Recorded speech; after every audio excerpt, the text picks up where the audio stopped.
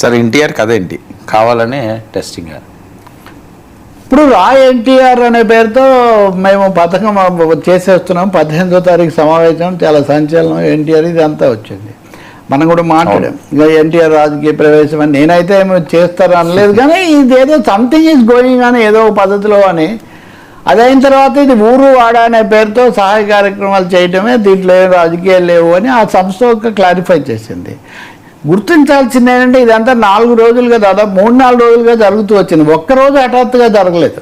అవును, మీరు గుర్తు చేసుకుంటే ఎన్టీఆర్ దగ్గర నుంచి, నాగార్జున దగ్గర నుంచి చాలామంది స్టార్ హీరోస్ లేకపోతే సెలబ్రిటీస్ తమ నేమ్ ఇతరులు వాడుకోకూడదు, మాకు రక్షణ కల్పించాలి, మా పేరుకు మా బొమ్మకు వాడుకోకుండా అని కోర్టులో అనుమతులు తీసుకురావడం కూడా మనం చూసాం.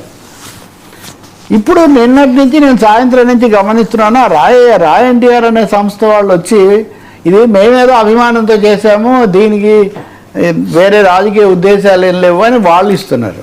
ఇంకోవైపున ఎన్టీఆర్ కార్యాలయం, మాకు ఆ రా ఎన్టీఆర్ అనే ఆ సంస్థకు మాకేం సంబంధం లేదు, అదే ఎన్టీఆర్స్ ఆఫీస్. ఇక్కడ నాకు ఒకటే సమస్య, అసలు ఒకవైపున ప్రైవసీ కోసం అంతగా కేసులు వేసేవాళ్ళు తమ పేరుతో ఒక కథనం సర్క్యులేట్ అవుతుంటే, దాని మీద రాజకీయ ఊహాగానాలు జరుగుతుంటే అది నిజం కాదని చెప్పడానికి 3 రోజులు తీసుకోవాల్సిన అవసరం ఏముంది? ఖచ్చితంగా ఈ ప్రశ్న మీడియా వాళ్ళకు ఉత్పన్నమవుతుంది. ఎందుకంటే ఈ సోషల్ మీడియా యుగంలో ఇలా బటన్ నొక్కితే అది స్ప్రెడ్ అయిపోతుంది, ఎస్ ఆర్ నో వస్తుంది, లేకపోతే ఫ్యాక్ట్ చెక్ చేసుకోవచ్చు. ఇవన్నీ ఉన్న సమయంలో ఎందుకు ఎన్టీఆర్ కార్యాలయం 3 రోజుల తర్వాత వచ్చి చేస్తూ ఉంది? రెండవది, ఈ ప్రకటన కూడా రాతో మాకు సంబంధం లేదు అనే దానికే పరిమితమైంది. రా ఎన్టీఆర్ అంటే ఎన్టీఆర్ అధికారికమని ఎవరు అనుకోరు, తప్పకుండా ఏదో ఒక సంబంధితమైన అభిమానులు ఎవరో పెట్టారు, లేకపోతే అభిమాన సంఘాల కలయిక, ఇలా ఏదో భావించారు. అంటే ఈ ప్రకటన, ఈ ఖండన కూడా వెరీ టెక్నికల్ ఖండన అని చెప్పాల్సి, very delayed partial denial, not a full pledged or timely denial. కాబట్టి నేను అంటాను, అంటే కొంతమంది అంటారు ఇంకా నేను అనొచ్చు ఏమని, టెస్టింగ్ ది వాటర్స్ లాగా ఎలా ఉంటుందో ప్రభావం చూద్దామని అప్పుడప్పుడు టీజర్లు వదిలినట్టుగా కొన్ని సెక్షన్స్ ఈ టీజర్లు వదులుతున్నాయా, వీటన్నిటి ఫలితాలు ప్రకటిస్తున్నారా, పరిశీలిస్తున్నారా?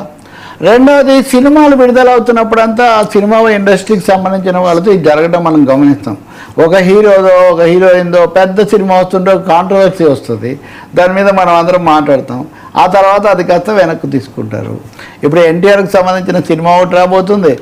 రెండవది ఆ త్రివిక్రమ్ శ్రీనివాస్ తీస్తున్నటువంటి cinema God of War Karthikeya, దాని మీద ఇది మొదలవుతుంది. వాళ్ళిద్దరి కాంబినేషను అది ఇది అంటుంటే ఇంత లోపల తమిళనాడులో ఆయన మురుగన్ మీరు ఎలా అంటారని వీళ్ళంటే ఈ కాంట్రవర్సీ కూడా ఒకటి నడుస్తుంది. సో ఇన్నిటి మధ్యలో ఫోకస్ కొంతకాలంగా ఎన్టీఆర్ ఎక్కువ షూటింగుల్లో బిజీగా ఉండి పబ్లిక్లోకి రావడం కొంచెం బాగా తక్కువగా ఉంది. ఈ సమయంలో ఇలాంటి వాటి ద్వారా కొంచెం పరీక్షించే ప్రకటనలు ఎవరన్నా ఆయన కానీ ఆయన తరఫున ఎవరైనా చేస్తున్నారా అనే ఒక సందేహం అయితే కలుగుతుంది. కొన్ని ఛానళ్ళు, కొన్ని మీడియాలు అయితే ఇదంతా ఒక కుట్ర ప్రకారం జరిగింది, వైఎస్ఆర్సీపీ పథకం ఫ్లాప్ అయింది. ఇప్పుడు సమస్య నిజంగా వైఎస్ఆర్సీపీ పథకం ఉంటే ఎన్టీఆర్ ఆఫీస్ అంత లైట్గా తీసుకునే అవకాశమే లేదు కదా. లేదు, ఒకవేళ వీళ్ళకి తెలియకుండా వాళ్ళు చేశారా? ఇవన్నీ ప్రశ్నలు.